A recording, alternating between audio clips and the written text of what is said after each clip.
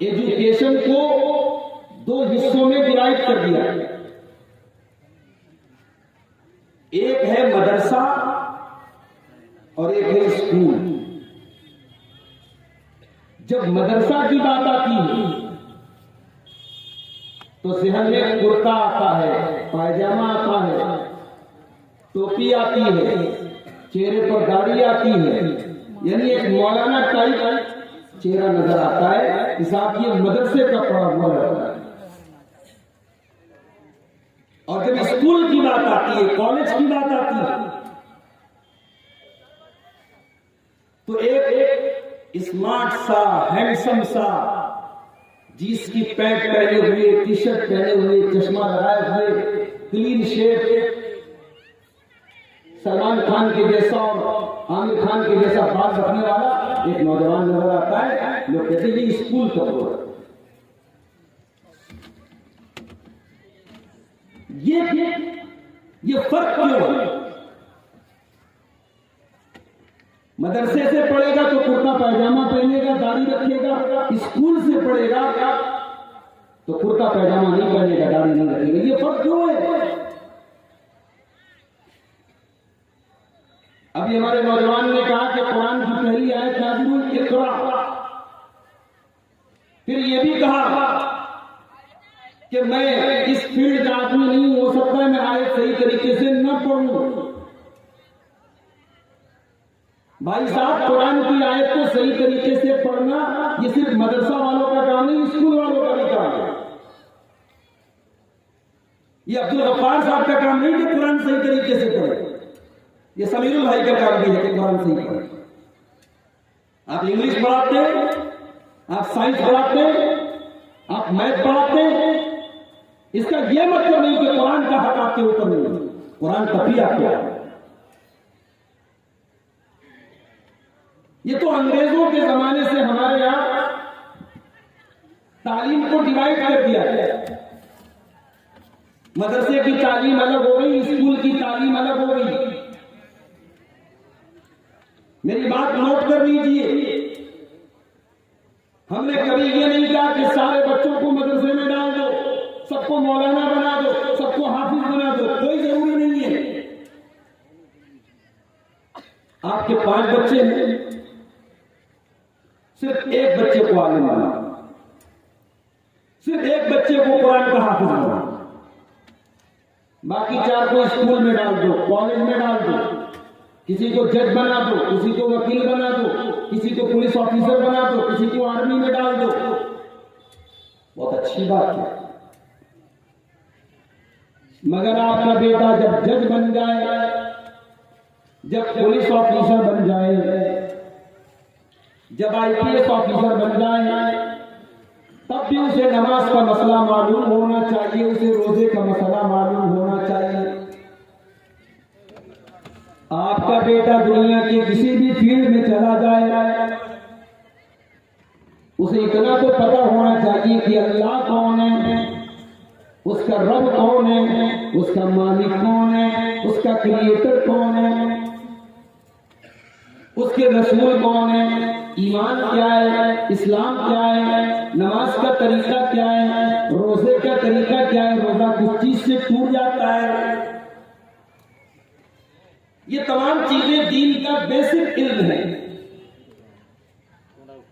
और दीन का बेसिक इल्म, दीन की बेसिक नॉलेज, माफ कीजिए, ये मदरसे के मौलवियों के लिए नहीं है, ये उलमा के लिए नहीं है, ये हर मुसलमान के लिए अनिवार्य है, जरूरी है।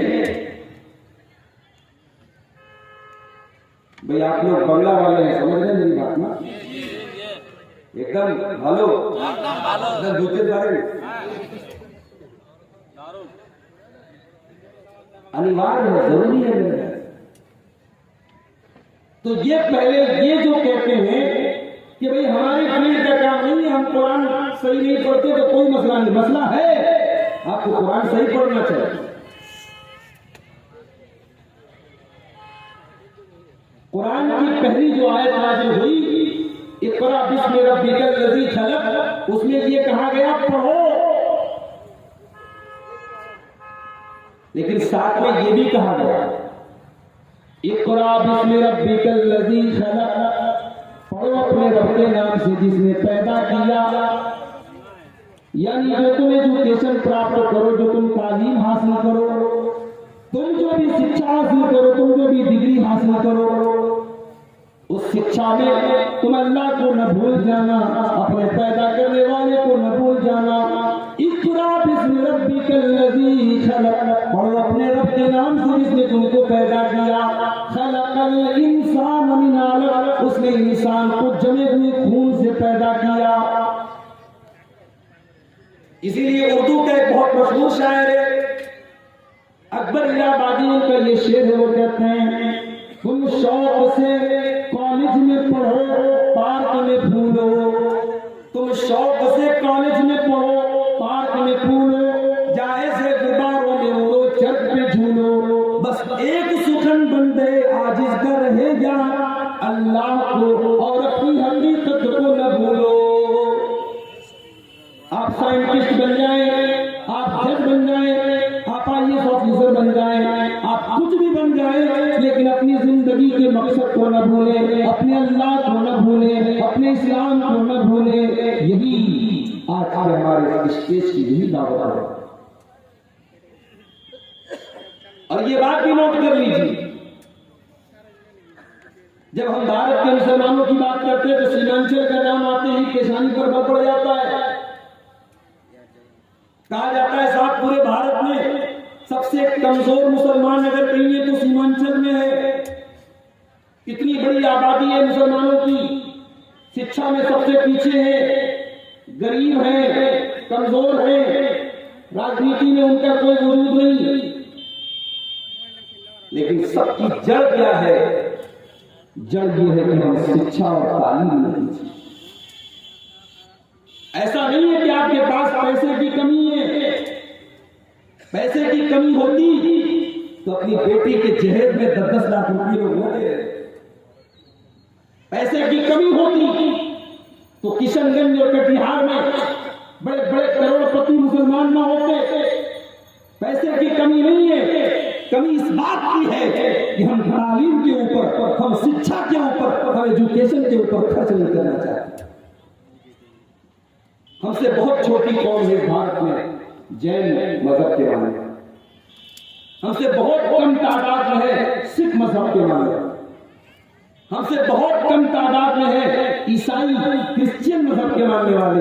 लेकिन उनके अंदर तालीम, उनके अंदर शिक्षा हमसे बहुत ज्यादा है, क्योंकि उन्होंने ये उसूल बनाया है हम एक टाइम खा लेंगे, एक टाइम भूखे रह जाएंगे, मगर अपने बच्चों की तालीम से हम कोई समझौता नहीं। तो जो भाई ने हमारी बात कही थी, मैं उस बात को कंक्लूड करता हूं, मैं उस बात को पूरा करता हूं। आप तालीम पर तवज्जो दीजिए मेरे भाइयों। अगर आप अपने गांव की तरक्की चाहते हैं, अपने समाज की तरक्की चाहते हैं, आप तालीम पर तवज्जो दें। और मैं ये भी नहीं कहता कि आप सारे बच्चों को मदरसे में डाल दें, हाँ 1-2 बच्चों को जरूर मदरसे में डालें, ताकि घर में कोई एक लड़का ऐसा भी हो जो हलाल हराम नहीं बताने वाला। लड़का कोई ऐसा भी आपके घर में हो, कोई लड़की ऐसी भी हो जो बताए कि क्या जायज है और क्या नाजायज है, क्या सही है और क्या गलत है, कौन सी चीज इस्लाम में दुरुस्त है, कौन सी चीज इस्लाम में दुरुस्त नहीं है। एक लड़का को या एक लड़की को आप आलिम और हाफिज बनाएं, बाकी बच्चों को आप दुनिया की तालीम दिलाएं, मगर दुनिया की तालीम के साथ साथ जो दीन की जो बेसिक नॉलेज है, जो दीन का बेसिक इल्म है, वो भी जरूर मिलना चाहिए, ताकि आपका बच्चा दुनिया के किसी भी मैदान में जाए तो उसके पास दीन का इल्म होना चाहिए। मैं अल्लाह से दुआ करता हूँ, अल्लाह हम सबको तालीम के मैदान में, एजुकेशन की फील्ड में हम सबको तरक्की करने की और आगे बढ़ने की तौफीक अता फरमाए। मेरे भाइयों, खुतबे मसनूना के बाद कुरान करीम की एक आयत मैंने आपके सामने पढ़ी है। इस आयत में अल्लाह तबारक व तआला ने हमारी समस्याओं का, हमारी परेशानियों का सबब क्या है, हम पर मुसीबतें क्यों आती हैं, हम पर परेशानियां क्यों आती हैं, अल्लाह ताला ने परेशानियों की वजह बताई। फरमाया वमा असाबकुम मिन मुसीबतिन फबिमा कसबत अयदीकुम, तुम्हारे ऊपर जो भी मुसीबतें आती हैं, जो भी तुम्हारे ऊपर कठिनाइयां आती हैं, संकट आते हैं, प्रॉब्लम्स आती हैं, फबिमा कसबत अयदीकुम, वो तुम्हारे अपने करतूत का नतीजा होती है, वो तुम्हारे अपने हाथों की कमाई होती है। तुम गुनाह के काम करते हो, तुम अल्लाह को नाराज करने वाले काम करते हो, तुम पाप करते हो, तुम अल्लाह की नाफरमानी करते हो, इसलिए तुम्हारे ऊपर मुसीबतें आती हैं। वयाफू अन कसीर, और अल्लाह तबारक व तआला तो बहुत सारे तुम्हारे गुनाहों को माफ कर देता है, बहुत सारी गलतियों को माफ कर देता है। अगर वो तुम्हारे हर गुनाह की तुमको सजा दे, अगर हर गलती की तुमको सजा दे, तो रूए जमीन पर कोई एक इंसान भी बाकी नहीं बचेगा। कुरान करीम की आयत में एक बात को क्लियर कर दिया कि गुनाह जो होते हैं, अल्लाह की नाफरमानी जो होती है, इससे हमारा फायदा नहीं, हमारा नुकसान है। हम गुनाह का काम करते हैं तो हम पर मुसीबतें आती हैं, हम पर संकट आते हैं, हम पर परेशानियां आती हैं, हम पर कठिनाइयां आती हैं। अब यहां एक बात और नोट कर लीजिए कि हम जब कोई गुनाह का काम करते हैं तो शैतान उस गुनाह के काम को आकर्षक बना करके पेश करता है। एक आदमी दारू पीता है, उसको यह लगता है कि मैं दारू पी रहा हूं, मुझे मजा आ रहा है, मेरे मन को अच्छा लग रहा है। अब उसकी नजर में दारू बुरी चीज नहीं है। एक आदमी जुआ खेलता है, उसको ये लगता है मैंने 100 रुपया लगाया, 1000 रुपया कमा लिया, मेरा तो फायदा हो रहा है, उसे जुआ बुरा नहीं लगता। एक आदमी जिना कर रहा है, उसे ये लगता है मेरी इच्छा पूरी हो रही है, मेरी ख्वाहिश पूरी हो रही है, मेरा मन जो चाहता है, मेरा दिल जो चाहता है, मैं वो काम कर रहा हूं, उसे जिना बुरा नहीं लगता। शैतान गुनाहों को अट्रैक्टिव और आकर्षक बना करके पेश करता है, और ये शैतान की बहुत बड़ी चाल है। शैतान को पता है कि सामान चाहे जितना भी घटिया हो, जितना भी खराब हो, सामान की पैकिंग में अच्छी कर दी जाए, सामान को अच्छी पैकिंग में रख करके पेश कर दिया जाए तो इंसान धोखा खा जाएगा। इसलिए शैतान गुनाहों को सजा करके पेश करता है, और शैतान ने पहले ही दिन अल्लाह से वादा किया था, फबिमा अग़वैतनी लअज़य्यिनन्ना लहुम फिल अर्दि व लअग़वियन्नहुम अजमईन। आय अल्लाह, मैं तेरे बंदों को गुनाह सजा करके पेश करूंगा, तेरे बंदों के सामने मैं गुनाहों के काम, मैं गलत कामों को, मैं पापों को सजा करके पेश करूंगा। उनको लगेगा वो गुनाह नहीं कर रहे, वो अच्छा काम कर रहे हैं, मैं गुनाहों को सजा करके पेश करूंगा। तो शैतान गुनाहों को सजा करके पेश करता है। और शैतान एक काम और करता है, जब हम कोई गुनाह का काम करते हैं तो शैतान दिल में यह भी ख्याल डालता है, भाई देख तू जो काम करने जा रहा है ना, काम तो गलत है, मगर बाद में तौबा कर लेना, अभी तो तू जवान है, अभी तूने शराब पी ली, तूने सिगरेट पी ली, तूने जिना कर लिया, तो कौन सी बड़ी बात हो गई, बाद में सुधर जाना, तौबा कर लेना, हज कर लेना, उम्रा कर लेना। शैतान कभी कभी ऐसे भी बहकाता है। मेरे प्यारे नौजवान साथियों, जब शैतान आपके दिमाग में ये वसवसा डाले कि अभी तुम गुनाह कर लेना और बाद में तुम तौबा कर लेना, तो तुम अपने आप से सवाल करो कि क्या हम इस बात की गारंटी ले सकते हैं कि जब हम रात में बिस्तर पे सोने जाते हैं तो अगले दिन सुबह हम सही सलामत उठ पाए? हम तो इस बात की गारंटी भी नहीं ले सकते। भाई हमारे नबी ने तो हमें सो करके उठने के बाद भी जो दुआ सिखाई है, अल्हम्दुलिल्लाहिल्लज़ी अहयाना बादमा अमातना व इलैहिन नुशूर। जब हम सो करके उठते हैं ये दुआ पढ़ते हैं, आय अल्लाह तेरा शुक्र है, हम तो सो गए थे, हम तो मर गए थे, हमारे मर जाने के बाद हमें मौत किया जाने के बाद तूने दोबारा जिंदा कर दिया। आय अल्लाह तू चाहता हम जब सो गए थे हमारी रूह को तू निकाल लेता, हमारी जान को तू निकाल लेता। आय अल्लाह हम जिंदा बच गए, हम सही सलामत हैं, इसलिए हम तेरा शुक्रिया अदा करते हैं। इस्लाम तो ये कॉन्सेप्ट पेश करता है। एक दिन की नहीं, एक रात की नहीं, एक मिनट की गारंटी भी नहीं है। अच्छा भला आदमी है, अच्छा भला इंसान है, बीमार होता है, डॉक्टर के पास जाता है, डॉक्टर कहता है तुम्हें कैंसर हो गया, तुम्हें टीबी हो गया, तुम्हें शुगर हो गया। इंसान धीरे धीरे अपनी मौत के करीब जाने लगता है। और बड़ी हैरत की बात तो ये कि इंसान अपना बर्थडे मनाता है। साल आज 34 साल का हो गया, आज मेरा बर्थडे है। फेसबुक पर लोग लिखते हैं भाई मेरा बर्थडे है, कोई मुझे विश नहीं कर रहा। अरे नादान, जब तेरा बर्थडे आया, जब तू अपनी जिंदगी के 34 साल तूने पूरे कर रही है, 35 साल तूने पूरे कर रही है, तू तो केक काट रहा है, तू तो सेलिब्रेट कर रहा है, तू तो खुशियां मना रहा है, जबकि तुझको पता नहीं कि तू तो अपनी मौत से और करीब हो गया है।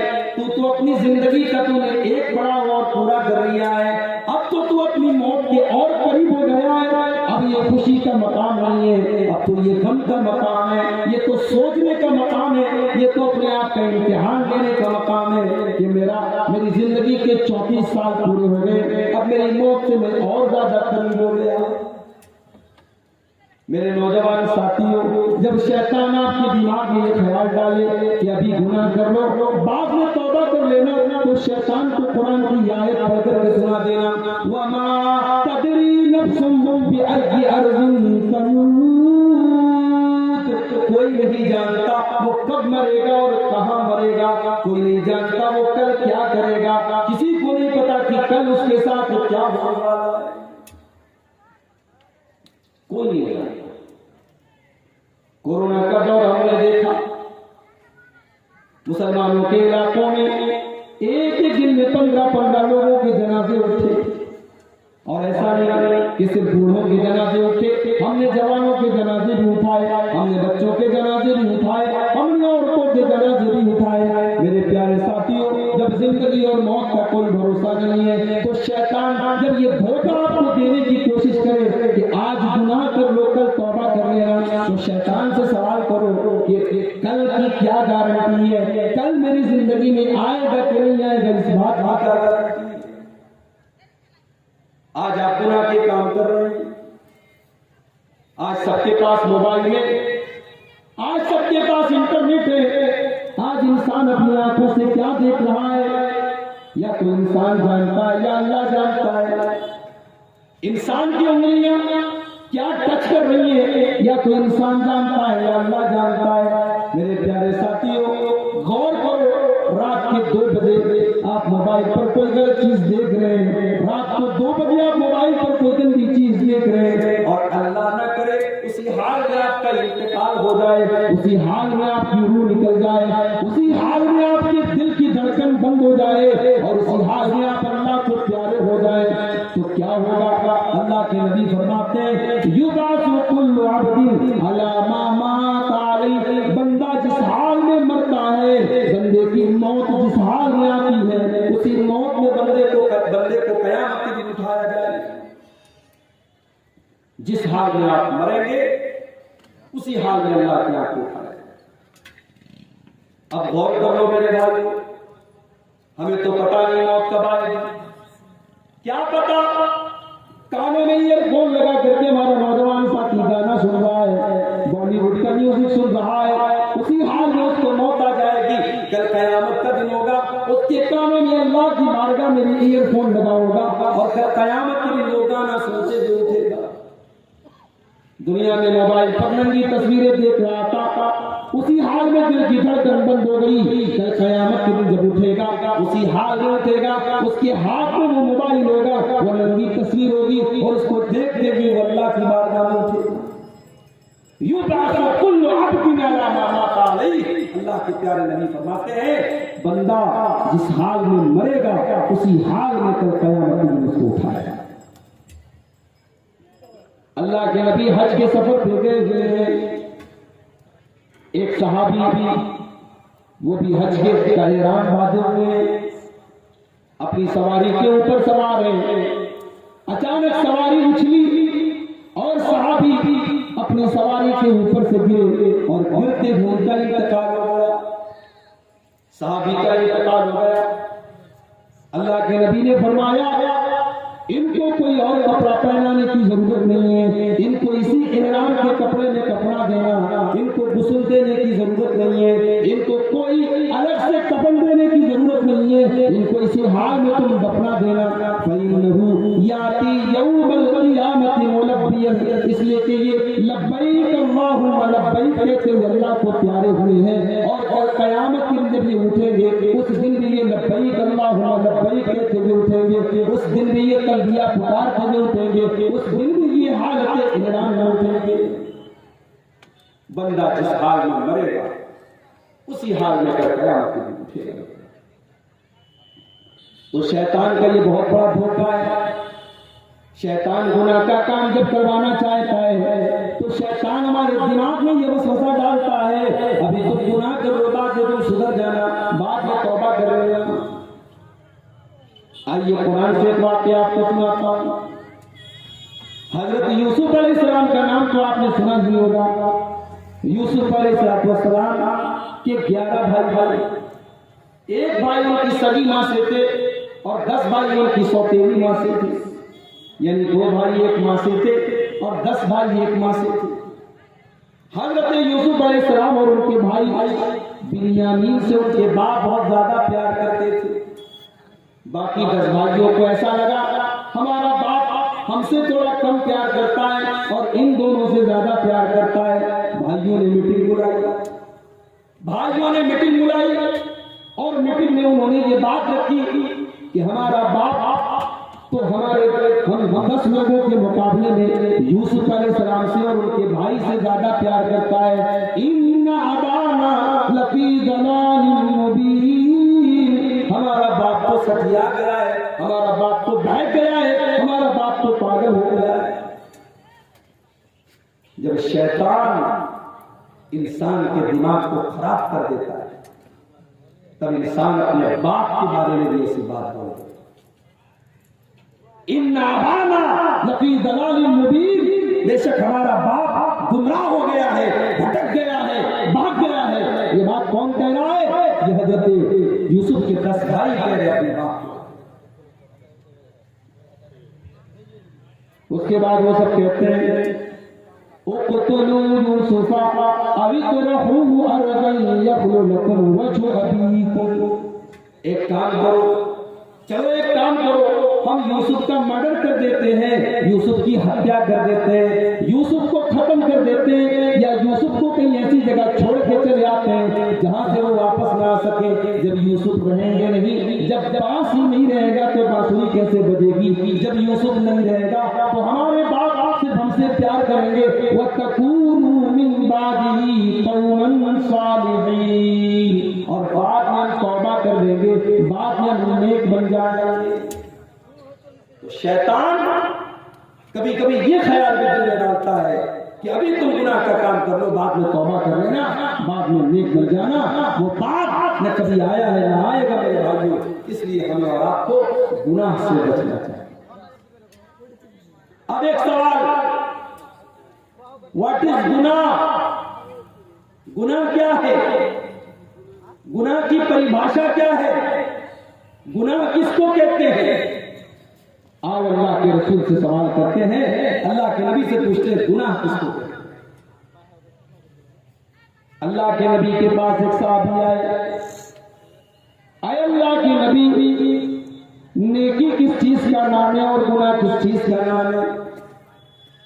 देखो सहाबा का सवाल भी कितना प्यारा होता है।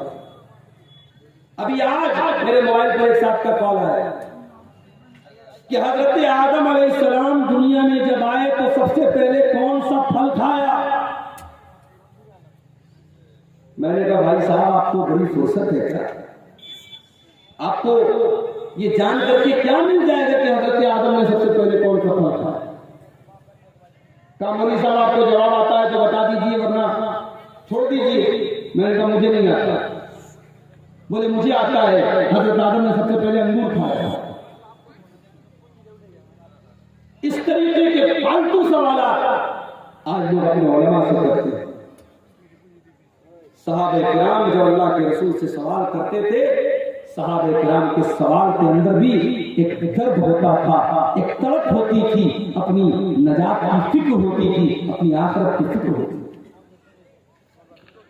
सवाल किया अल्लाह के नबी नेकी किसको कहते हैं, गुनाह किसको कहते हैं।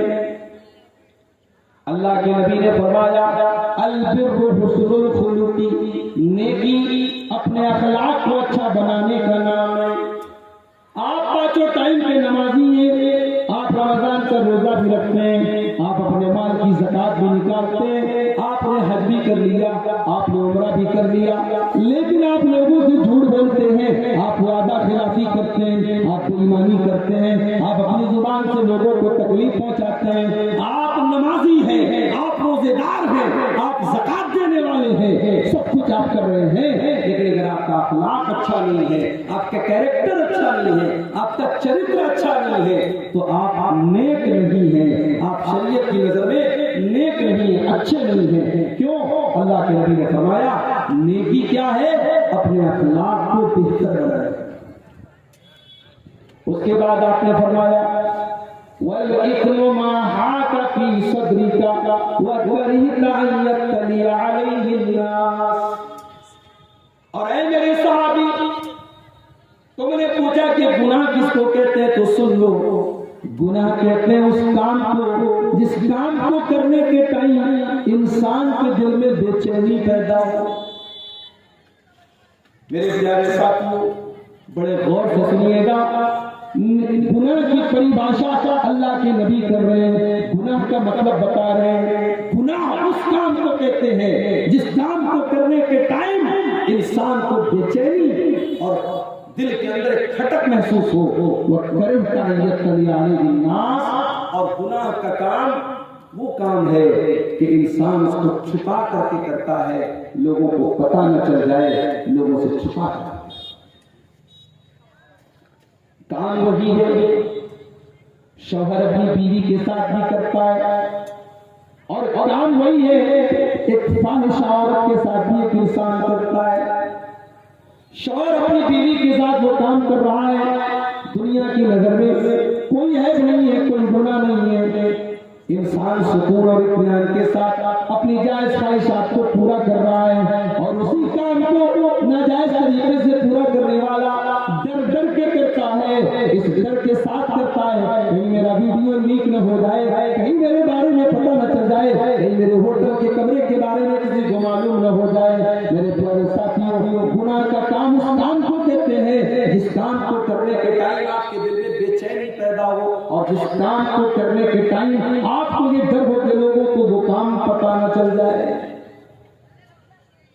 लेकिन एक बात यहां पर नोट कर कि गुनाह करने के टाइम अगर दिल में बेचैनी पैदा हो रही है, तो ये इस बात की पहचान है कि अभी ईमान आपके दिल में मौजूद है, अभी ईमान बाकी है। जिस दिन गुनाह करने के बावजूद आपके दिल में कोई शर्मिंदगी महसूस ना हो, आपको कोई बेचैनी महसूस ना हो, आपको दिल में कोई खटक महसूस ना हो, और गुनाह करने के बाद भी आपको अच्छा लगे, गुनाह करने के बाद भी आपको फख्र महसूस हो, तो समझ जाइए कि आपके दिल से ईमान जा चुका है, ईमान रुखसत हो चुका है, ईमान का जनाजा आपने निकाल दिया है, ईमान खत्म हो चुका है। इसलिए कि जब तक दिल के अंदर ईमान मौजूद है, तब तक गुनाह करने के टाइम इंसान के दिल में खटक रहती है। गुनाह करने के टाइम दिल में खटक का होना ये ईमान की निशानी है।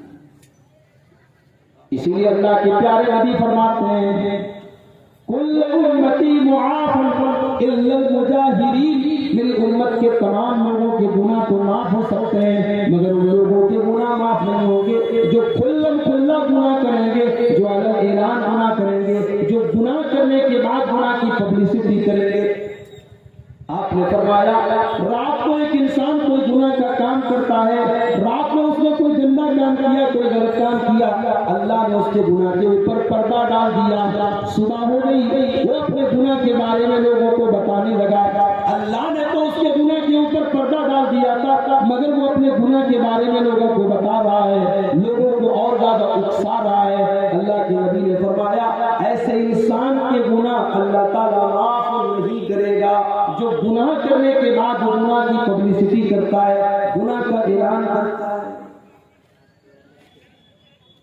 और एक बात और नोट कर लीजिए, जब हमारा कोई गुनाह का काम करते हैं, उस गुनाह के काम से हमारी रोजी रोटी के ऊपर भी असर पड़ता है, हमारे बच्चों के मुंह का निवाला छीन लिया जाता है। अल्लाह के प्यारे नबी फरमाते हैं इन्नल अब्दा ला युहरमु रिज़्क़ बिज़म्बिन युसीबुहु, बंदे की रोजी को छीन लिया जाता है उसके गुनाह की वजह से। गुनाह की वजह से आपके कारोबार पर असर पड़ता है, आपके बच्चों की सेहत पर असर पड़ता है, आपके घर के संबंधों पर असर पड़ता है, पति पत्नी के रिश्ते पर असर पड़ता है, सास बहू के रिश्ते पर असर पड़ता है। गुनाह इतनी मनहूस चीज है जो आपकी रोजी रोटी और आपके घर के ऊपर भी असर डालती है। इसीलिए अल्लाह ताला कुरान के 14वें पारे में फरमाता है ज़रबल्लाहु मसलन क़रियतन कानत आमिनतन मुतमइन्नतन यातीहा रिज़्क़ुहा रग़दन मिन कुल्लि मकान। वो लोगों, अल्लाह ताला एक मिसाल बयान कर रहा है। एक बस्ती थी, एक गांव था, बड़ा खुशहाल था और हर तरीके की रोजी रोटी उस गांव में मिलती थी। उस गांव को कोई तरीके की तकलीफ नहीं थी, कोई परेशानी नहीं थी।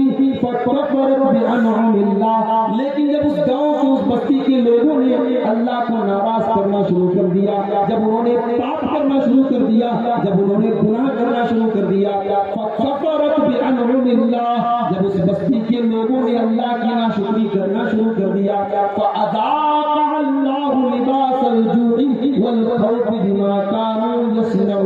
अल्लाह ताला ने उस बस्ती को भूख और प्यास की तकलीफ में डाल दिया। उस बस्ती के लोग भूखे रहने लगे, उस बस्ती में सूखा पड़ गया, उस बस्ती की जो खुशहाली थी गुजर गई और वो बस्ती वीरान आ गई, वो बस्ती परेशान हो गई। गुनाह करने से इंसान की रोजी रोटी पर असर पड़ता है, गुनाह करने से इंसान दुनिया में अपनी इज्जत को खो देता है, दुनिया में भी जलील होता है और आखिरत में भी जलील होता है।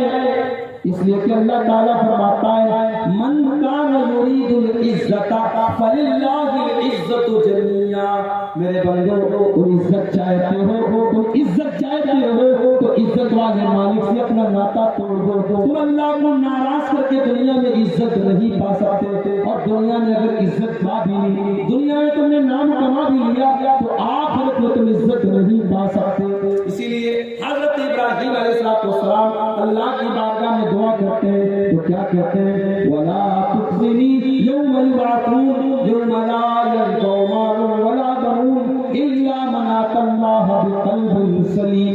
ऐ अल्लाह, तो मुझे कयामत के दिन रुसवा न करना, तो मुझे कयामत के दिन जलील न करना। ऐ अल्लाह, सारी दुनिया के सामने मुझे अपमानित न करना, मुझे इंसल्टेड न करना, मुझे जलील न करना। जिस दिन न माल काम आएगा न औलाद काम आएगी, इल्ला मन अतल्लाह बिक़ल्बिन सलीम। कयामत में तो वही कामयाब होगा जो साफ सुथरा दिल लेकर के आएगा। गुनाह के साइड इफेक्ट, इस पर आज मैं तकरीर कर रहा हूं, और मुझे पता है रात को 1:30-2 बजे तकरीर करना कोई आसान काम नहीं। भाई मैं तो अब्दुल गफ्फार हूं, मेरे पास कुरान की आयतें हैं और हदीसें हैं, कोई तीसरी चीज नहीं, इससे कहानी नहीं है मेरे पास। अब इस वक्त आपको जगाना और जगा करके तकरीर सुनाना बहुत मुश्किल काम है। बस आपके सब का इम्तिहान दे रहा हूं, जितनी देर आप सुनेंगे मैं सुनाऊंगा। जब मुझे ये लगेगा कि आपकी दिलचस्पी खत्म हो रही है मैं तकलीफ खत्म करूं। गुनाह का साइड इफेक्ट क्या है? डॉक्टर के आप दवा लेते हैं, दवा लेने के बाद आप कहते हैं डॉक्टर साहब खाने में क्या ले रहा है? सर्दी जुकाम हुआ है, डॉक्टर कहता है देखो तुम्हें सर्दी हुई है, तुम केला मत खाना, तुम संतरा मत खाना। आपको संतरा बहुत पसंद है, केला आपको बहुत पसंद है, मगर आप नहीं खाते, क्यों? डॉक्टर ने मना किया। अल्लाह ना करे किसी को शुगर हो जाए, शुगर हो गया, डॉक्टर ने लिख दिया साहब आप मीठा नहीं खा सकते। रसगुल्ला आपको बहुत पसंद है, गुलाब जामुन आपको बहुत पसंद है, मिठाई आपको बहुत पसंद है, आपके घर में आपकी बीवी मिठाई खा रही है, आपके बच्चे मिठाई खा रहे हैं, आपको मिठाई बहुत पसंद है, मगर आप उसको हाथ नहीं लगाते। क्यों नहीं लगाते? क्योंकि आपको पता है वो मिठाई आपकी सेहत के लिए हानिकारक है, आपकी सेहत के लिए खतरनाक है, आपकी हेल्थ के लिए डेंजरस है। मेरे प्यारे साथियों, हम दुनिया में हर चीज से बचते हैं जिसमें हमारा नुकसान हो जाए, जिसमें हमको तकलीफ हो जाए। हम अल्लाह को नाराज करने से क्यों नहीं बचते? हम गुनाह का काम करने से क्यों नहीं बचते? हम पाप करने से क्यों नहीं बचते? क्या गुनाह के काम में नुकसान नहीं है? मेरे प्यारे साथियों, गुनाह के काम में तो इतना नुकसान है कि दुनिया के किसी और काम में उतना नुकसान नहीं है। गुनाह आपकी दुनिया भी बर्बाद करता है और आपकी आखिरत भी बर्बाद। दुनिया में जितना फसाद है, जितना बिगाड़ है, दुनिया में जितनी तबाही मची है, सब इंसानों के बुरे कामों और इंसान के गुनाहों का नतीजा है। इसीलिए अल्लाह ताला फरमाता है ज़हरल फसादु फिल बर्रि वल बहरि बिमा कसबत अयदीन नास। ओ लोगों, तुम्हें दुनिया में जो भी फसाद नजर आ रहा है, तुम्हें दुनिया में जो भी परेशानियां नजर आ रही हैं, जो भी बिगाड़ नजर आ रहा है, ये लोगों के करतूत का नतीजा है, ये लोगों के गुनाहों का नतीजा है। गुनाह करने से नुकसान होता है। इंसान का दिल जो होता है ये दिल कठोर हो जाता है। भाई इंसान का दिल जब कठोर हो जाए, जब सख्त हो जाए, अब कुरान की आयतें पढ़ी जाएंगी मगर दिल पर कोई असर नहीं, अल्लाह के रसूल की हदीसें पढ़ी जाएंगी मगर दिल पर कोई असर नहीं होगा। क्यों? क्योंकि गुनाह करते करते दिल पत्थर हो जाता है, दिल कठोर हो। इसलिए अल्लाह के प्यारे नबी फरमाते हैं इन्नल अब्दा इज़ा अख्ता खतियतन, जब बंदा कोई गुनाह का काम करता है, जब बंदा कोई पाप करता है, कोई गलत काम करता है, नुकितत फी क़ल्बिही नुक़ततुन सौदा, तो बंदे के दिल के ऊपर एक काले रंग का धब्बा डाल दिया जाता है। बंदे के दिल पर एक काले रंग का धब्बा डाल दिया जाता है। अगर बंदा तौबा कर लेता है तो वो धब्बा हटा दिया जाता है, लेकिन अगर बंदा बार बार गुनाह करता है तो वो काले रंग के धब्बे उसके दिल पर पड़ते चले जाते हैं। यहाँ तक कि वो काले रंग के धब्बे इतने ज्यादा हो जाते हैं, इतने ज्यादा हो जाते हैं कि उसके दिल के ऊपर छा जाते हैं, उसके दिल को वो कवर कर लेते हैं। जैसे मोबाइल होता है, मोबाइल के ऊपर हम कवर चढ़ाते, क्यों चढ़ाते हैं?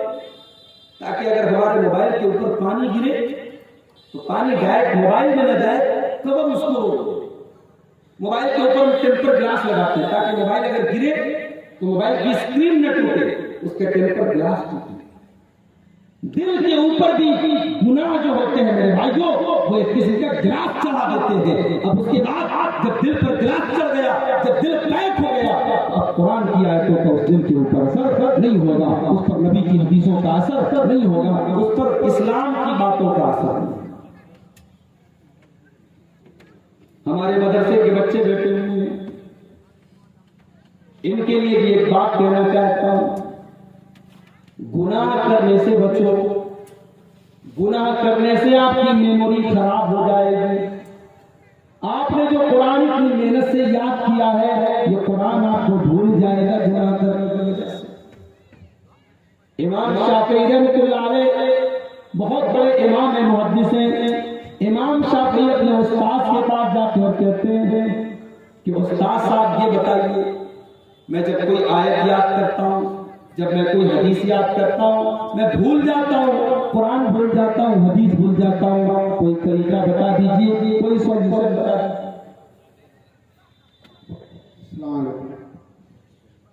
যে ভাইয়েরা শুধু গান টান দিতে ছুটে গেছে, মৌলানা সাহেব আর 8 ঘন্টার মেহমান আছে আগের মধ্যে, আর 8 ঘন্টা পরে যারা যেয়েছিল ওর আগে কাছে অনুরোধ যে না 8 ঘন্টা শুনে না।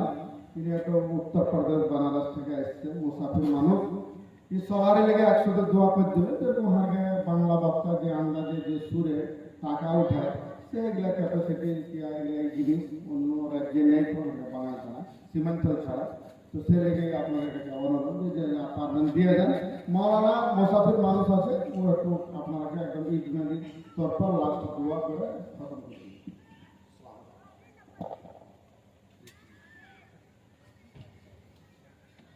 तो मैं क्या कह रहा था, गुनाह करने से इंसान की मेमोरी पर असर पड़ता है, इंसान की याददाश्त पर असर पड़ता है।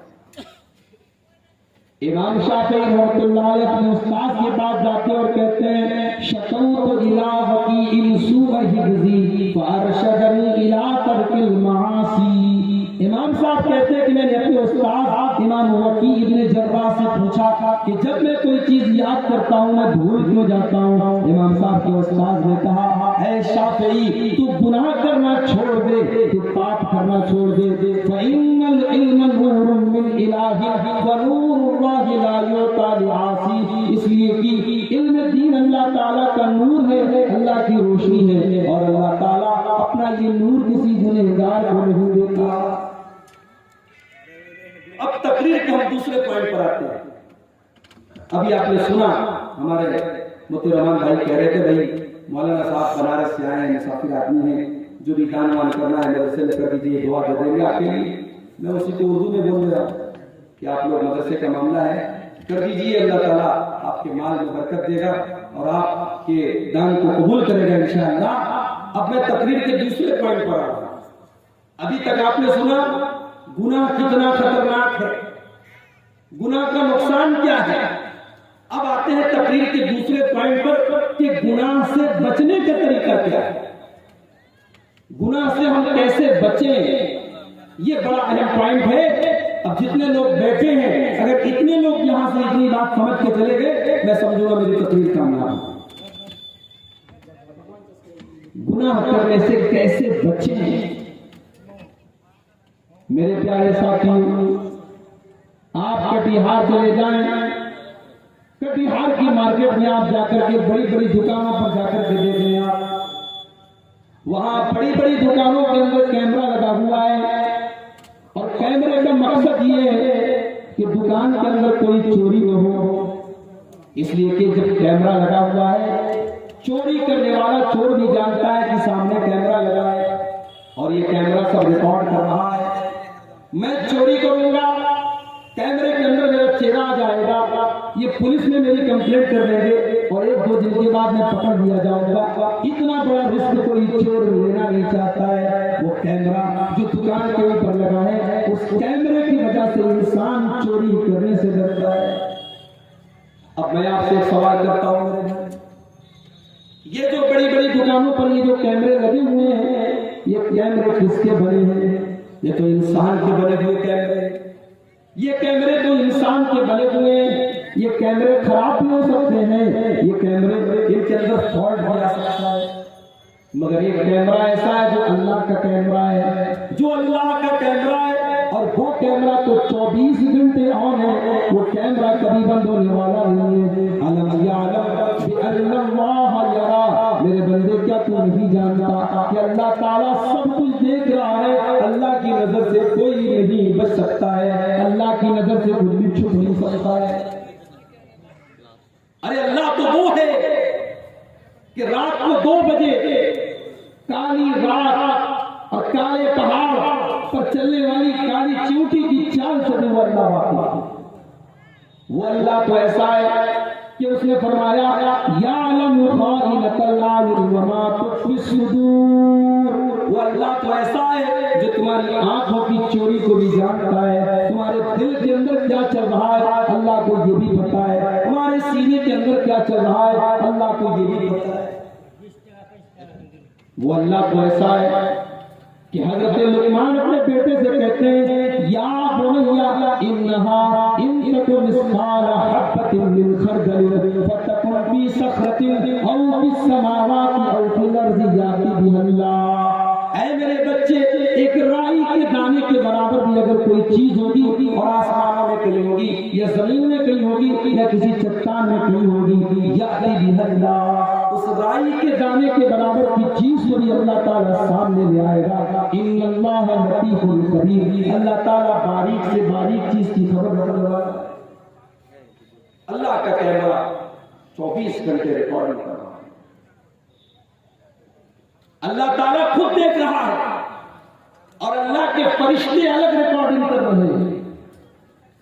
व इन्ना अलैकुम लहाफिज़ीन किरामन कातिबीन यालमून मा तफअलून। मेरे बंदो, हमने तुम्हारे ऊपर किरामन कातिबीन को मुकर्रर कर दिया है, हमने तुम्हारे आमाल को लिखने के लिए फरिश्तों को मुकर्रर कर दिया है। वो तुम्हारी एक एक हरकत को लिख रहे हैं, एक एक हरकत को रिकॉर्ड कर रहे हैं। और हरकत तो बहुत दूर की बात है, हमारे जुबान से जो शब्द निकलते हैं, हम मुंह से जो अल्फाज निकालते हैं, फरिश्ता उसको भी रिकॉर्ड कर रहा है। मा यल्फिज़ु मिन क़ौलिन इल्ला लदैहि रक़ीबुन अतीद। मेरे बंदे, तेरी जुबान से निकलने वाला एक एक लफ्ज रिकॉर्ड किया जा रहा है, एक एक लफ्ज को लिखा जा रहा है।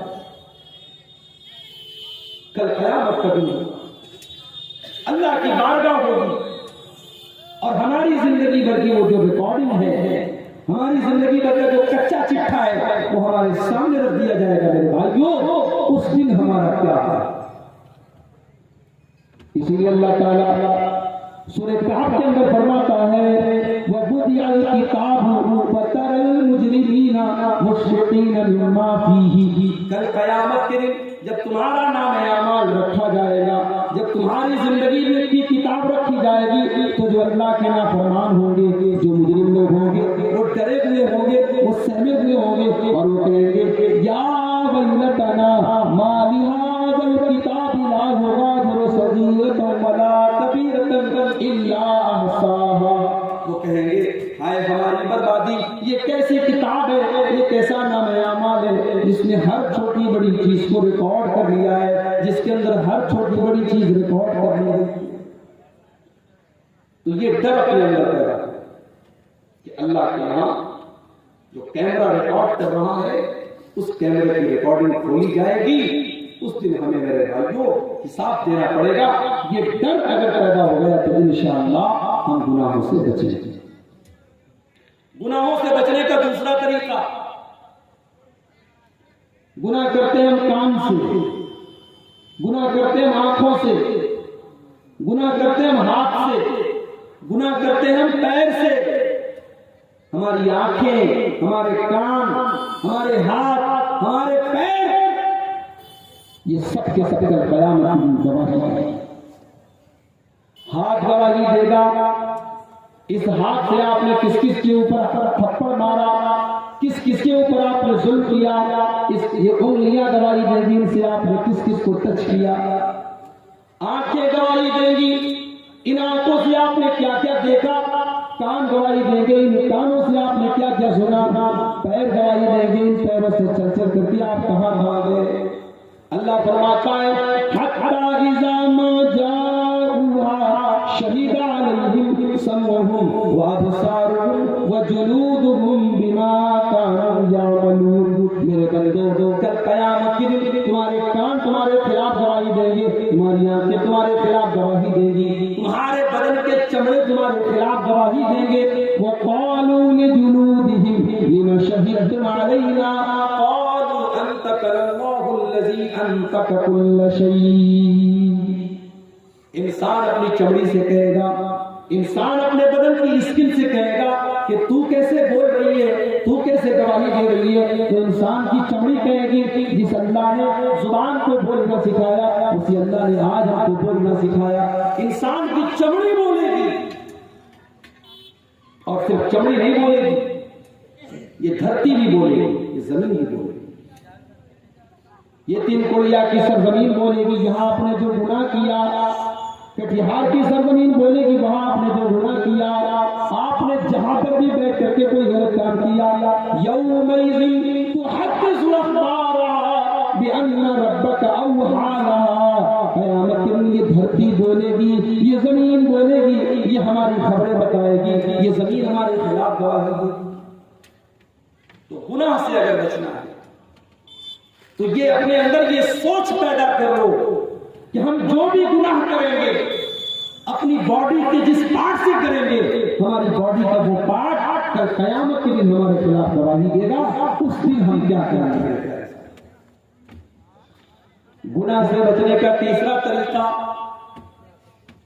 जब हम कोई गुनाह का काम करते हैं, हम अपने बाप से शर्माते हैं, अपनी माँ से शर्माते हैं। शराब पीने वाला लड़का भी अपने बाप के सामने शराब नहीं पीता। गलत काम करने वाला इंसान भी अपनी माँ के सामने गलत काम नहीं करता। माँ से शर्माता है, बाप से शर्माता है, बड़े भाई से शर्माता है, बड़ी बहन से शर्माता है। ओ लोगों, बाप से शर्माते हो बहुत अच्छी बात है, माँ से शर्माते हो बहुत अच्छी बात है, लेकिन अगर गुनाह से बचना चाहते हो तो अल्लाह से शर्माना शुरू कर दो, अल्लाह से शर्माया करो। सवाल ये पैदा होता है, अल्लाह से शर्माने का क्या मतलब है? आइए आपको वो हदीस पढ़ के सुना देता हूँ। अल्लाह के प्यारे नबी फरमाते हैं, इस्तहयू मिनल्लाहि हक़्क़ल हया, वो लोगों अल्लाह से शर्माओ जैसा अल्लाह से शर्माने का हक है, जैसा अल्लाह से शर्माना चाहिए। सहाबा ने कहा, अल्लाह के नबी हम तो अल्लाह से शर्माते हैं। अल्हम्दुलिल्लाह, नबी ने फरमाया नहीं, तुम अल्लाह से नहीं शर्माते हो। अल्लाह से शर्माने का मतलब ये है तुम अपने सर की हिफाजत करो, और सर के अंदर जितनी चीजें तुम उनकी हिफाजत करो। सर की हिफाजत करो, और सर के अंदर जितनी चीजें हैं, सर के अंदर दोनों कान भी हैं, कान की हिफाजत करो। सर के अंदर दोनों आंखें, आंख की भी हिफाजत करो। सर के अंदर जुबान भी है, जुबान की भी हिफाजत करो। और सर के अंदर दिमाग भी है, दिमाग की भी हिफाजत करो। सर की हिफाजत करो, और सर के अंदर जितनी चीजें हैं उन सब की हिफाजत। दूसरी चीज, वो अंता फजल बता वमा हवा, अपने पेट की हिफाजत करो, और पेट से जुड़ी हुई चीजों की हिफाजत करो। पेट की हिफाजत करो, पेट में हराम कमाई मत डालो, पेट में सूद और ब्याज की रकम मत डालो, पेट में चोरी और बेईमानी का पैसा मत डालो, पेट में जुए और सट्टे की रकम मत डालो। अपने पेट को हराम कमाई से, और पेट से जुड़ी हुई चीजों में इंसान की शर्मगाह भी है, चाहे मर्द हो चाहे औरत हो। अपनी शर्मगाह की हिफाजत करे, अपनी आबरू की हिफाजत करे। अल्लाह के नबी फरमाते हैं, मन यज़मन लीमा बैना लिहयैहि व मा बैना रिजलैहि यज़मन लहु जन्नह।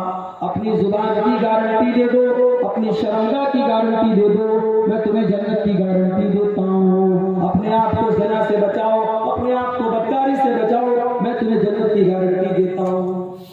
अल्लाह के प्यारे नबी फरमाते हैं, और 4 काम कर ले जन्नत में चली जाएगी, और 4 काम कर ले जन्नत के जिस गेट से चाहे, जन्नत के जिस दरवाजे से चाहे वो जन्नत में चली जाएगी। इज़ा सल्लतिल मरअतु खम्सा, और 5 टाइम की नमाज पढ़े, वो सामत शारहा, रमजान का रोजा रखे, वो अतात ज़ौजहा, और शादी के बाद अपने शौहर की इताअत करे, वो अहसनत फरजहा, और अपनी शर्मगाह की, अपनी इज्जत और आबरू की हिफाजत करे। ये 4 काम अगर औरत कर ले, अल्लाह के नबी फरमाते हैं, दखलत मिन अबवाबिल जन्नत इशारा, और जन्नत के जिस दरवाजे से चाहे जन्नत में जा सकती है। मगर एक बात मुझे कहने दीजिए, नबी ने तो कह दिया शर्मगाह की हिफाजत करो, मगर शर्मगाह की हिफाजत कैसे करें? जब मुसलमान लड़की अपने घर से बेपर्दा निकल करके चलेगी तो शर्मगाह की हिफाजत कैसे होगी?